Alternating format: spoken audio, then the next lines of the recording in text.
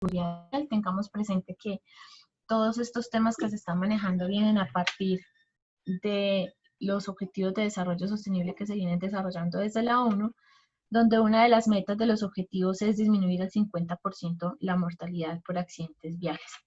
Entonces, Colombia, al ser parte de esta asamblea, se vincula a partir del año 2011 generando la Ley de Formación de Hábitos Seguros en la Vía y a partir de ahí exigiendo pues que el tema de la seguridad vial es un compromiso de todos, integrando a las diferentes entidades y a los diferentes sectores con el compromiso de la seguridad vial.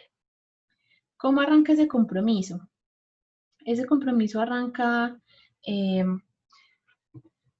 con los centros de reconocimiento de conductores cuando los obliga a generar procesos más rigurosos al momento de sacar personas con licencias a las vías públicas. Por eso hoy en día los exámenes teóricos son más rigurosos, la exigencia de las participaciones en clase y la evidencia de que la persona sí haya estado en la clase es más rigurosa y pues los componentes y medios tecnológicos para poder desarrollar estas clases, al ser pues tan onerosos, hacen que los procesos ya no sean tan económicos como antes y pues que ese dinero que invierte el conductor pues se ve traducido en una formación integral que al final pues va a traducirse en un manejo defensivo. También se están especificando y se están enrudeciendo como las medidas para poder sacar las licencias y ahorita hoy en día los conductores que van a sacar licencia deben presentar unos exámenes aparte de los teóricos, unos exámenes psicosensométricos, unos exámenes psicológicos y todo eso va a ir incluido en el Registro Único Nacional de Tránsito que todos conocemos como el RUN. Entonces, con esa estructura lo que pretende el Estado es que estas personas que a partir del momento que inician a ser actores viales como conductores, ya tengan toda esta formación y sus aptitudes físicas, emocionales y motrices estén a punto para poder reaccionar de manera eficiente en una situación de tránsito. El otro componente de los compromisos viales es el sector educativo, donde se exige que la educación vial sea transversal a todos los grados de formación de la educación básica primaria y la educación media. Entonces, esto quiere decir que los niños, casi que desde preescolar y hasta que salen en el grado 11, deben recibir formación en educación vial. No solo llevarlos a los diferentes lugares donde hay metodologías infantiles para aprender las señales de tránsito, sino que también la idea es que desde el colegio se esté impartiendo la formación en seguridad vial. No sé, cuando hablemos de teoría de conjuntos, que separemos las imágenes formativas de las informativas de las imágenes de seguridad, por decir alguna cosa.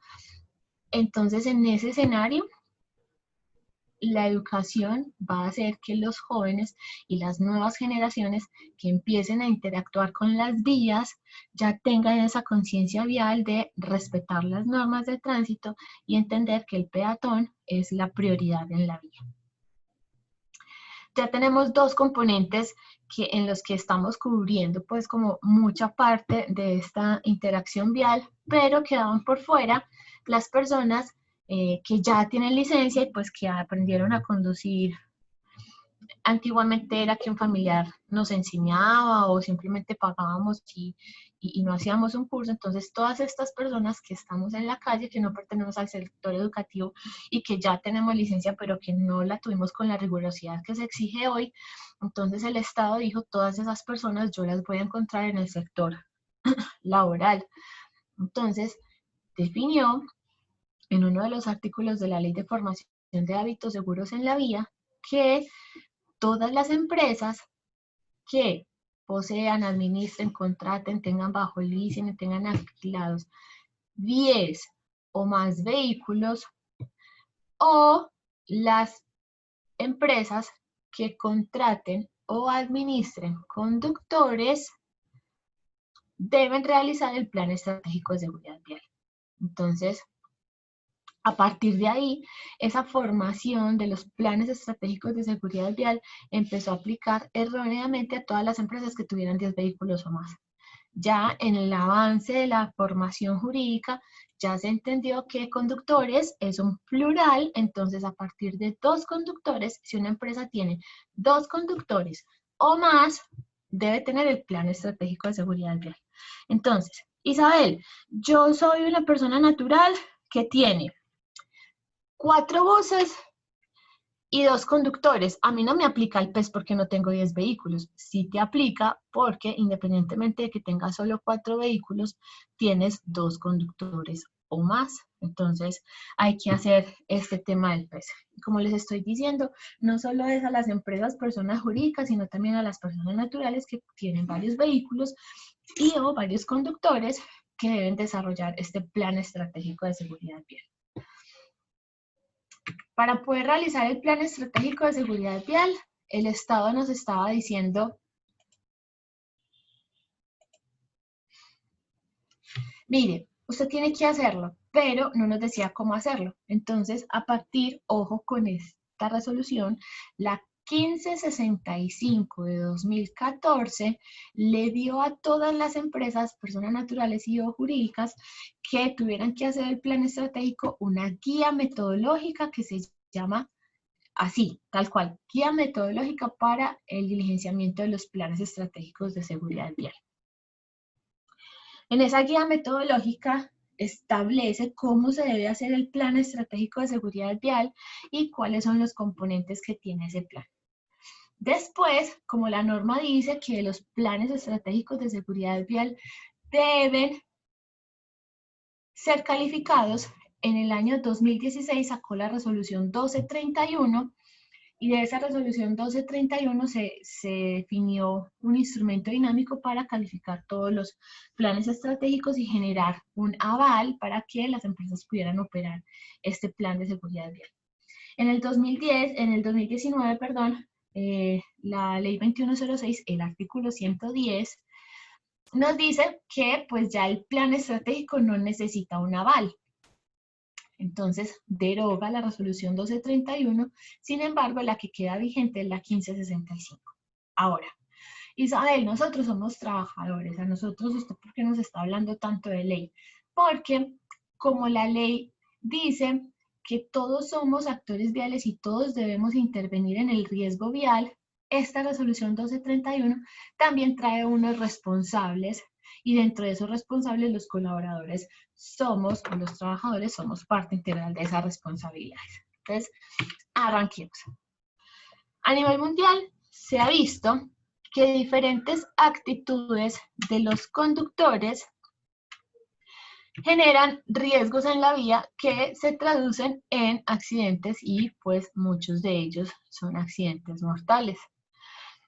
Entonces, tomando en cuenta estos riesgos, que son como los principales distractores en la vía, los estados empiezan a controlarlo. Una de las maneras de controlar es aumentar las penas y las sanciones en las articulaciones de tránsito de cada país y por eso ustedes se dan cuenta si, por ejemplo, con el tema de alcohol y drogas, si una persona de pronto le hacen la prueba y tiene una sensibilidad de alcoholemia específica, puede tener una suspensión o simplemente se le retira la licencia y no puede nunca más volver a conducir.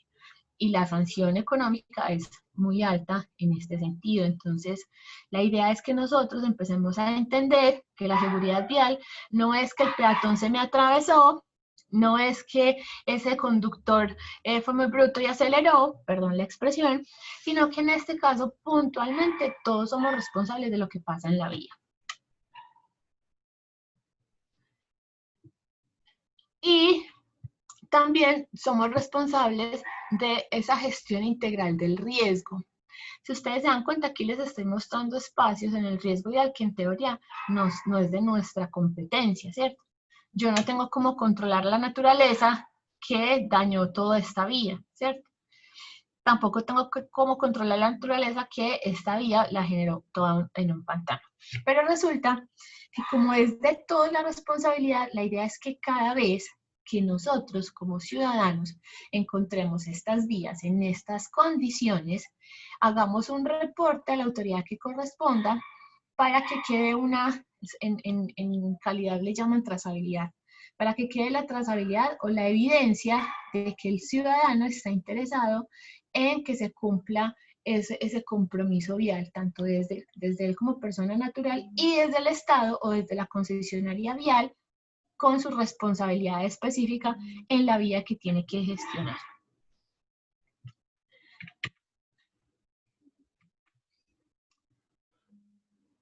En este tema del riesgo vial, lo que también se empieza a manejar es el diagnóstico que tiene toda la organización para ese riesgo vial. Este tema no es solo laboral, este tema es un tema que incluye como que todas las áreas de la organización. Entonces, lo que hace la empresa es definir cuántos actores viales tiene. Me explico. Va a hacer una encuesta y le va a empezar a preguntar a las personas, oiga, usted que se desplaza de la casa al trabajo y viceversa. Entonces, algunos van a decir en mi vehículo propio, en mi motocicleta, en mi camioneta, me trae la persona con la que vivo, perdón, todos contratamos un vehículo o vengo en taxi. Entonces ahí se empieza a caracterizar el riesgo vial de los colaboradores y empezamos a identificar cuántos actores viales tenemos. ¿Por qué? Porque al final debemos montar planes de acción para formar a esos actores viales y que esos actores viales empiecen a entender la importancia del cumplimiento de la normatividad de tránsito y que sea un tema seguro. En esa encuesta también les preguntamos si se desplazan en funciones laborales o si realmente su trabajo tiene que ver con el actor vial conductor y les preguntamos cuál es la percepción que tienen acerca del riesgo vial. Entonces, hay una percepción que es del factor humano, en este caso específico, pues vemos aquí el accidente y que son solo personas y vehículos involucrados. También está el tema del factor vehículo, en qué condiciones está el vehículo y cómo lo estoy operando. Está el factor entorno vial y entonces aquí tenemos pues que el entorno vial siempre se ve afectado por diferentes circunstancias. Una de ellas es el clima, otra de ellas es la falta de intervención en infraestructura vial.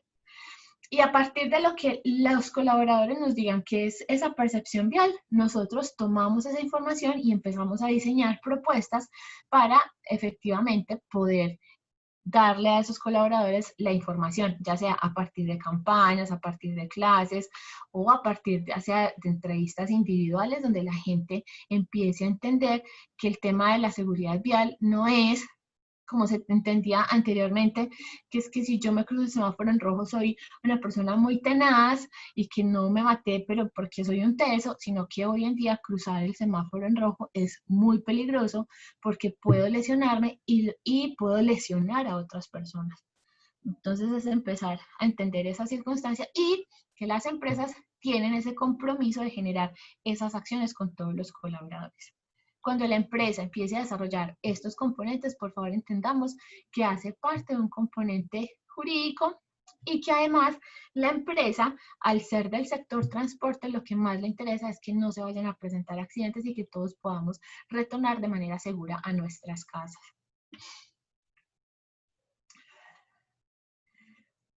Una de los componentes del Plan Estratégico de Seguridad Vial se llama comportamiento humano. Dentro de la resolución 1565 nos dice que debemos consultar las infracciones de tránsito de los trabajadores que por su rol son conductores. Este pedacito lo anexo yo. ¿Por qué? Porque nosotros, si tenemos trabajadores que son conductores, pero resulta que en la vía, en la vida normal, fuera del trabajo, este trabajador tiene 4 o 5 infracciones por exceso de velocidad, yo puedo concluir que esta persona tiene una conducta insegura fuera del trabajo. Y no sé en qué momento esa conducta se trasladaría al trabajo, generando riesgo, no solo para él, sino para los pasajeros. Entonces puedo hacer una entrevista con el señor o la señora, preguntarle, cuéntenos qué pasó aquí. Ah, no, es que imagínese que en una curva, perdón, en una recta, que uno perfectamente puede ir a 60, de un momento a otro le bajan la velocidad a 20 y ahí en ese trayecto uno no alcanza a bajar de 60 a 20. Entonces, de una vez, la sanción. Con ese tipo de infracciones, como todos somos responsables en la seguridad vial, la empresa y el colaborador podrían hacer una petición a la autoridad competente para que genere la intervención en la vía donde se dé el espacio para que de manera natural de esa velocidad de 60 se pueda reducir a 40 y en ese lugar ya sí puede existir la señal puntual como se está exigiendo pues con la infracción que le están sacando al colaborador. Pero si yo me doy cuenta que la persona tiene una infracción por el tema del consumo de alcohol y drogas, yo inmediatamente tengo que ir a consultar el CIMIT, perdón, el RUND para ver si esa licencia de ese colaborador está vencida, porque yo no puedo permitir que los trabajadores que fungen como conductores tengan licencia vencida. Entonces, es un tema que nos está exigiendo el Estado y cuando ustedes entiendan o se den cuenta que les están consultando las infracciones, no es un tema caprichoso de la organización, sino que es un tema puntual que la normativa está exigiendo. Ahora, ¿qué más nos pide la norma en este tema? La empresa tiene que perfilar el conductor, o sea, decir qué es lo que necesita de nosotros, hacer exámenes médicos, teóricos, y garantizar que quienes nos hagan los exámenes teóricos, prácticos y médicos y psicosensométricos sean idóneos, o sea, tengan el título y la acreditación que les corresponda, ya sea una licencia, ya sea una habilitación municipal, departamental o del orden nacional. Y nosotros, como conductores y como actores viales, tenemos la responsabilidad de cumplir con las políticas que tenga la organización en el tema de velocidad, prohibición de consumo de alcohol y drogas, horas de descanso y uso de equipos bidireccionales de comunicación. ¿Qué quiere decir eso? Que la empresa dice que nos va a prohibir utilizar el celular mientras estemos conduciendo. ¿Qué quiere decir eso? Que por más que nos esté llamando el jefe, no le podemos contestar porque la política dice que se prohíbe. Ahora, la política puede decir, se prohíbe el uso del celular. Sin embargo, si recibe una llamada, puede detener la marcha en un lugar seguro para ello y hacer uso del teléfono. Entonces nosotros vamos a entender muy bien esas políticas que define la empresa y las vamos a aplicar. Y si se dan cuenta, el cumplimiento de estas políticas nos va a ayudar a eliminar o a disminuir las infracciones de tránsito que pudiésemos estar cometiendo por estos riesgos viales que están tipificados pues, en el Código Nacional de Tránsito. Otra de nuestras responsabilidades. Al principio, la empresa no les ha exigido el examen teórico ni el examen práctico, pues porque ustedes ya estaban trabajando en el tema. Pero si están en una nueva empresa o si las condiciones laborales cambiaron, nosotros como trabajadores y a partir del cumplimiento del Plan Estratégico de Seguridad Vial, tenemos que presentar prueba teórica y prueba práctica. Y las dos debemos ganarlas. Isa, pero es que a mí no me gusta estudiar, es que qué pereza. Señor, señora, debemos tener claro que el Estado está trabajando en función de que seamos buenos conductores para evitar las muertes en la vía. Y el tema de estudiar para entender bien lo que significan las señales, para entender una cosa muy importante que a veces se nos olvida, el tema de la responsabilidad civil y penal en casos de accidentes de tránsito. Eso nos ayuda a salvarnos de, por ejemplo, ir a la cárcel. Entonces es importante aprender para poder presentar esas pruebas teóricas y si es el caso, ya la empresa concertará con el trabajador el tema de participar en capacitaciones puntuales y específicas para que por fin la persona pueda tener esas competencias teóricas y que cuando ya esté conduciendo el vehículo vaya entendiendo que todo lo que está haciendo lo puede afectar, tanto civil como penalmente. O sea, puede ir a la cárcel o puede descapitalizar su patrimonio por una demanda civil, por daños a terceros. Entonces, este tema de presentar pruebas teóricas y pruebas prácticas, debemos estar muy prestos a realizarlas cuando la empresa nos lo pida. Y hay otra serie de capacitaciones como la que tenemos hoy, que la idea es que estemos muy atentos porque este tipo de formación no solo nos va a ayudar para el tema laboral, sino que también nos va a ayudar para el tema por fuera del trabajo. Cuando estemos hablando de manejo defensivo, cuando estemos hablando de la pirámide de la movilidad vial, cuando estemos hablando de uso de las vías y por qué los límites son diferentes. En el momento en el que yo entiendo la norma, no es un reto incumplirla, sino que en el momento en el que yo entiendo la norma es una oportunidad de entender cómo convivo con los otros ciudadanos de una manera sana y que todos nos entendamos y hablemos bajo el mismo idioma. En este tema de comportamiento humano, pues también les darán como unos estándares de qué responsabilidades hay por cada actor vial. Entonces, las responsabilidades como peatón, como pasajero, como conductor.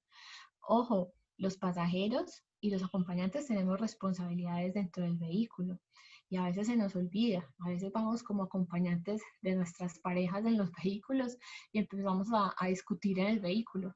Una discusión disminuye por lo menos el 30 al 40% de la capacidad de concentración de una persona. Entonces ahí estamos poniéndonos en riesgo nosotros mismos frente a la persona que está conduciendo.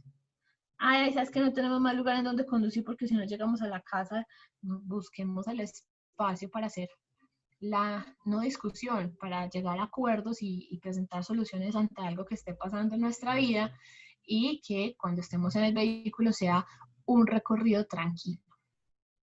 Bueno, otro componente que tiene el Plan Estratégico de Seguridad Vial y que a nosotros como trabajadores nos compete como responsabilidad es el tema del vehículo. Independientemente que el vehículo sea de la empresa o sea mío, por el solo hecho de ser un vehículo y estar operando y estar siendo operado por mí, yo debo tener la certeza, primero, que ese vehículo tiene todos los documentos en regla. Segundo, que la seguridad activa y pasiva del vehículo también está en forma. Y tercero, que yo sepa y garantice que al momento de operar el vehículo no le voy a hacer un daño a tercero. Como, por ejemplo, yo sé que tiene una fuga de líquido de frenos, pero eso me aguanta para llegar al taller. No, tú no sabes si te aguanta, tú no sabes si tuviste que acelerar, tú no sabes si tuviste que pasar por una vía con una pendiente y una inclinación de un grado mayor al que tenías presupuestado. Si hay esa fuga, entonces busca la manera de que un vehículo te lleve el carro al taller, o sea, la grúa. Y eso lo demostramos a partir de unas evidencias que entregamos. Las evidencias son los documentos propios del vehículo, o sea, el SOAT, la matrícula, el CDA, el seguro, el otro seguro, ¿cierto? Diferentes documentos que respaldan que la operación que yo estoy realizando va acompañada de un componente legal al día. Segundo, inspecciones diarias. En teoría, y según las clases de conducción, nosotros tenemos que revisar el vehículo antes de empezar a conducir. Y en este caso, lo que nos están diciendo, usted tiene que hacer una inspección diaria. ¿Cómo lo va a hacer? Si la quiere hacer en un papelito, bien. Si la quiere hacer a través del WhatsApp y de los formularios que hay en internet, diseñan para eso, maravilloso. Pero siempre lo tiene que hacer antes de empezar a operar el vehículo. ¿Por qué? Porque si usted lo hace en medio de la marcha, dejó un espacio abierto en el que no sabía si el vehículo, puede que sí sabía, pero no tenía cómo demostrar que el vehículo estaba a punto para conducir. Luego, debe tener usted un plan de mantenimiento del vehículo, ya sea propio o si es de la empresa, usted lo debe conocer para saber en qué fecha más o menos le toca el cambio de aceite o en qué fecha más o menos le toca el cambio de llantas, para que hable con su líder de operaciones, porque a veces ellos con la operación cotidiana a veces no se acuerdan y lo programan justo el día que tenía el preventivo. Y si el vehículo es suyo, pues igual, hay que tener en cuenta con el área de operaciones para que no lo programen y usted pueda ir a hacer el mantenimiento respectivo. Debemos garantizar que quien interviene en nuestro vehículo sea una persona idónea o sea un centro idóneo. Isa, ¿cómo así? ¿No lo puedo seguir llevando al mecánico de la esquina o el del barrio o el que toda la vida nos ha tenido los vehículos? La idea es que sí, pero buscar la manera que la persona que interviene en el vehículo tenga alguna certificación. Y pues yo sé que ahorita es muy difícil porque la mayoría de mecánicos en el país son empíricos, pero sí que demuestren de pronto experiencia, que una empresa certifique que esta persona está teniendo los vehículos hace tantos años. Y pues sí es importante que estos mecánicos empiecen a entender que se deben formar para poder tener un título y que ese título los pueda mantener vigentes en el mercado. Con toda la información anterior, se monta lo que se llama la hoja de vida del vehículo y se guarda en un archivo, ya sea digital o físico, pero que sea una carpeta por vehículos y que la información esté guardada de todos los vehículos con los mismos documentos en el mismo orden para que quien vaya a auditar, pues simplemente no sea sino revisar. Ojo, si los vehículos son alquilados, la empresa tiene que hacerle seguimiento a estas hojas de vida de estos vehículos a través de auditorías. Y las inspecciones diarias siempre hay que revisarlas y se les hace un proceso de auditoría y es una falta grave no hacer la inspección diaria antes de empezar a operar el vehículo. ¿Qué quiere decir esto? Que si usted el vehículo lo tiene en un parqueadero y todos los días tiene que salir de ese parqueadero a las 5:15 de la mañana para empezar a trabajar a las 6, entonces usted debe estar en ese parqueadero faltando 5 para las 5 para que tenga esos 20 minuticos para hacerle la revisión al moto. Yo tengo entendido que ustedes tienen motocarros, entonces hacer esa revisión en esos 20 minuticos. Si es física, entonces llenar el documento y firmarlo. Y si es virtual, pues que se envíe justo antes de que usted llegue a trabajar para que le entreguen al despacho o justo antes del primer viaje o recorrido que tenga que hacer. Otro componente que nos exige la resolución 1565 para el tema del diseño del plan estratégico de seguridad vial es el componente de infraestructura segura. Y la infraestructura segura es interna y es externa. Entonces, las empresas, si hay rutas definidas y puntuales, o sea, la ruta 326, si esa ruta va por el barrio X, luego pasa al barrio Y, luego va al centro, luego se devuelve por la circunvalar y luego coge la autopista y luego vuelve al punto cero, a esa identificación del riesgo en esa ruta la vamos a llamar rutograma. Y vamos a identificar todos los riesgos viales del entorno, que el semáforo no funciona, que la vía está en mal estado, que se deterioró la vía, así como vimos en la foto ahorita, que está cerrada por los derrumbes causados por la inundación. Y con base en esa información montar esquemas o estrategias. Mire, si la vía se inunda en este pedacito, usted tiene esta alternativa. Si la vía se deteriora por este lado, ahí está otra alternativa. Si el semáforo está en rojo, si el semáforo está dañado, entonces, ¿cómo vamos a cruzar esa vía? Y los daños que competen a una concesión vial o a una autoridad del orden estatal, entonces lo que se hace es que se toma una foto y se presenta como derecho de petición para que hagan el arreglo. Como estamos hablando a la luz de la norma que nos habla de los hábitos seguros en la vía, la infraestructura vial, el Estado está comprometido de intervenirla para que sea segura y las personas no tengan accidentes en esa vía. Y ya luego tenemos el entorno interno de la infraestructura vial, donde identificamos si las vías internas están señalizadas, demarcadas, si están niveladas, si no tienen huecos, si priorizan el peatón.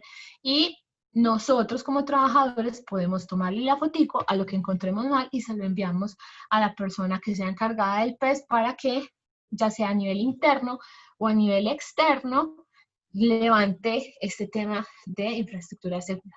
Por eso le llamamos identificación de riesgos en la vía. Por último, tenemos el componente de atención a víctimas. Lo que más, lo que se entiende que puede pasar con mayor seguridad en un tema vial es un accidente de tránsito.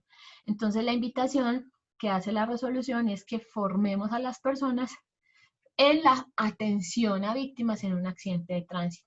Y esa formación en atención a víctimas, desde mi experiencia, es solo concentrarnos por ahora en un primer escenario en el tema de primer respondiente. No todos los conductores tienen la habilidad de desempeñarse de manera eficiente en primeros auxilios avanzados, porque les asustó la sangre, porque entran en pánico y no son capaces de reaccionar. Pero la formación como primer respondiente le da a usted los criterios para por lo menos identificar si la persona está viva, qué condición puede tener y qué le puede ir haciendo mientras llegan los organismos de socorro a hacer unos primeros auxilios que estabilicen al paciente y se los llevan a un centro asistencial. En este tema de atención a víctimas, pues también es reforzar cómo hacemos el reporte del accidente, que ojo, aunque es un accidente de tránsito, si estábamos trabajando, también se convierte en un accidente laboral, pero que la atención en salud principalmente y primero gasta los recursos del SOAT y cuando se acaban esos recursos del SOAT, como ya hicimos el reporte ante la ARL, entonces la ARL entra a cubrir el resto de costos de la salud de ese accidente.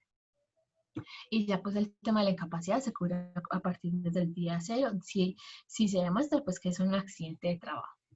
Y ya las otras empresas, pues, ya las empresas tienen otros seguros y la idea es capacitar al personal acerca de cómo informar a esas otras empresas aseguradoras para que recibamos el acompañamiento ya sea del abogado o un especialista en salud o pues que nos acompañe mientras se levanta el croquis y demás.